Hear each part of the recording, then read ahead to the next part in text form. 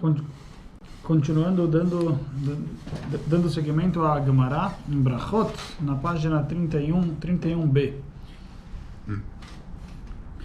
ועוד אמר רבי אלעזר משום רבי יוסי בן זמרה, כל היושב בתענית קוראים לו גזר דינו של 70 שנה.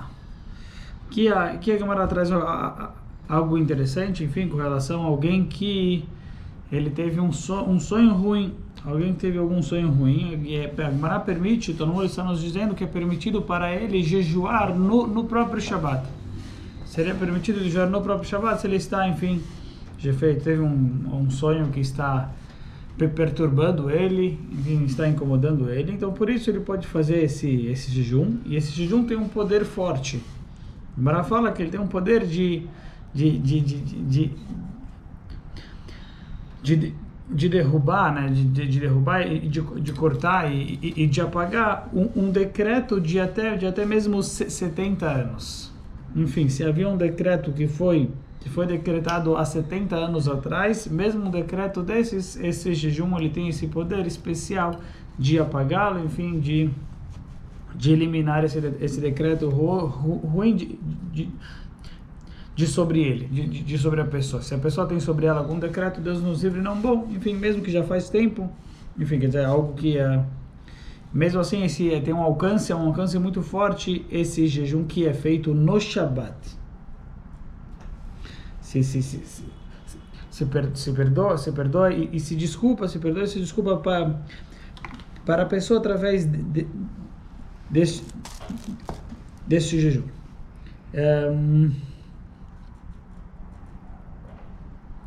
Por que isso?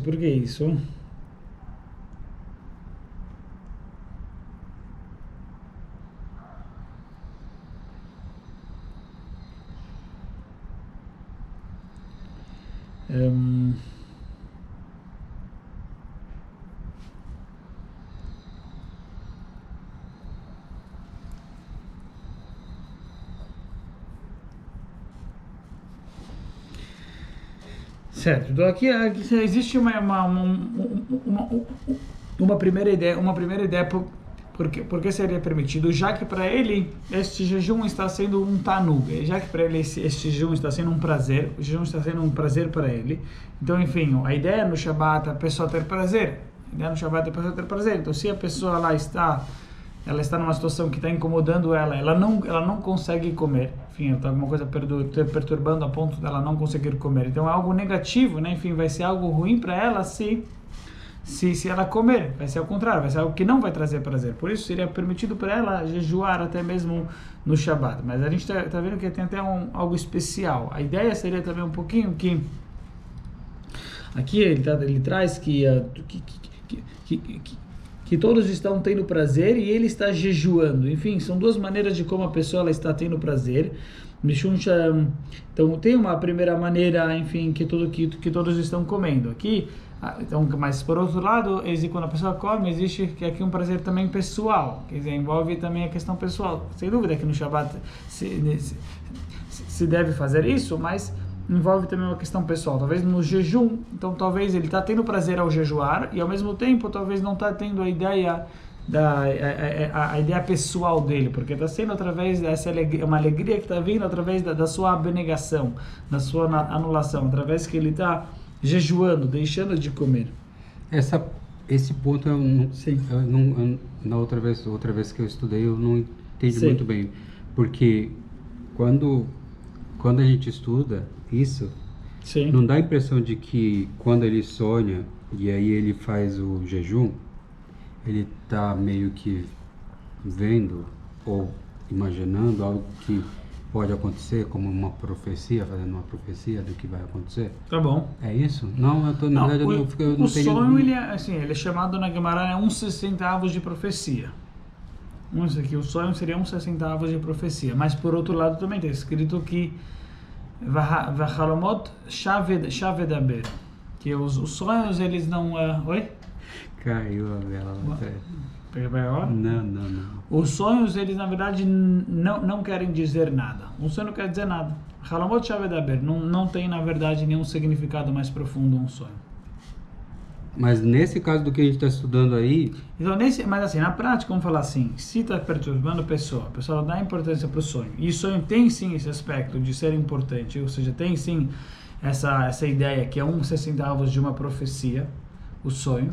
Então, de acordo com isso, enfim, a verdade é que a gente percebe que no judaísmo tem até um pouquinho duas linhas, como a gente, enfim, interpretar, ou como a gente lidar com os sonhos. Enfim, será que a gente deve falar que é besteira? Enfim, né? Será que a gente deve falar que é besteira? Ou será que existe alguma coisa espiritual? Acho que não, né? Porque não faz sentido a gente falar que é besteira, porque todas as noites a gente pede, achando que, né, que guarde a nossa alma, que devolva. E quando a gente acorda também, então isso mostra que, né, que o nosso descansar, o nosso sono...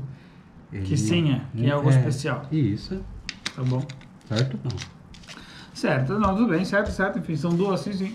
Enfim, é uma linha de pensamento que realmente existe realmente essa linha, a gente percebe isso. A pergunta é, antigamente, o Talmud, ele está cheio de interpretação de sonho.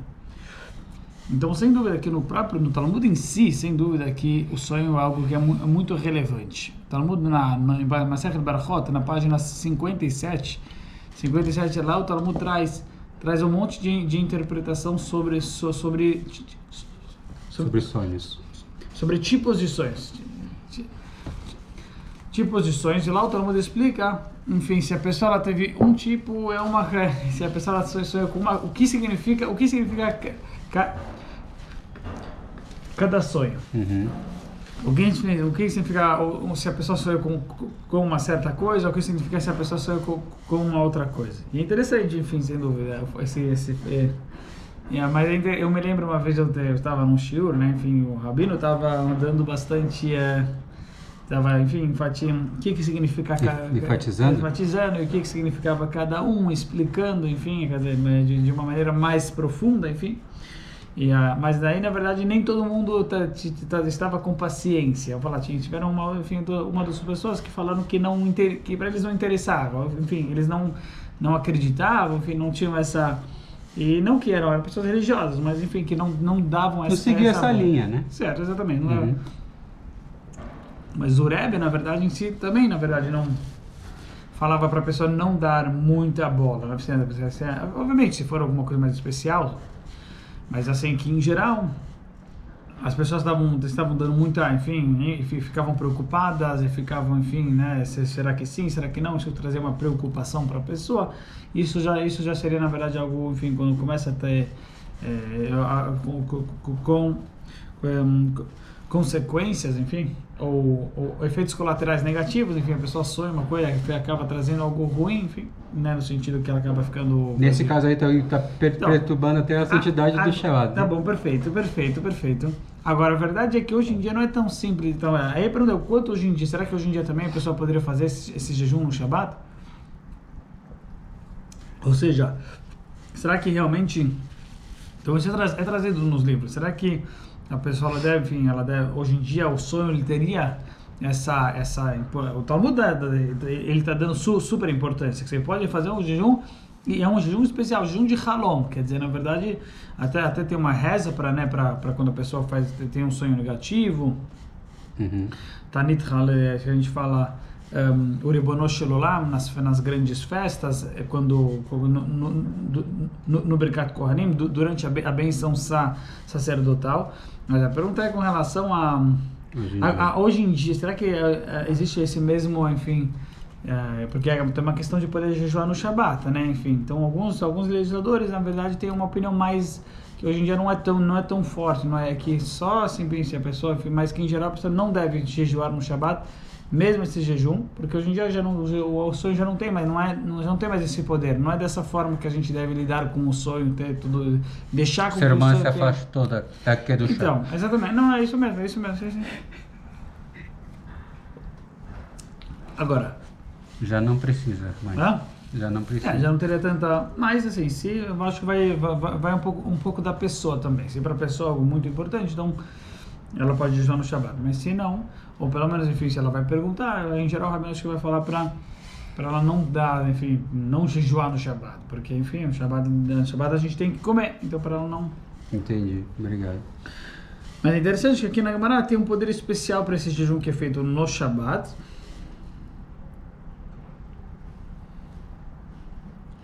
Certo?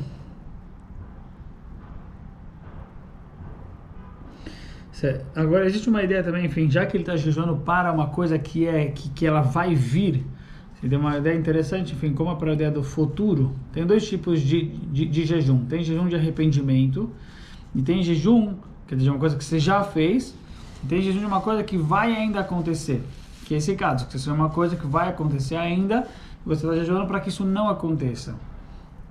Então você fala assim, jejum do passado, isso já não pode fazer, isso não é para o dia do Shabat. O dia do Shabat, enfim, não interessa. Aquilo que aconteceu já, enfim, no Shabat, agora é um dia que está acima disso, acima de tudo aquilo que aconteceu de negativo, enfim, se a pessoa fez alguma verá, alguma transgressão e por isso ela quer jejuar. No dia do Shabat, tudo aquilo que é passado, agora a pessoa deve estar acima disso. Agora, em relação àquilo que é futuro, aí sim a pessoa poderia jejuar. Que é no caso do Halom, que a pessoa está...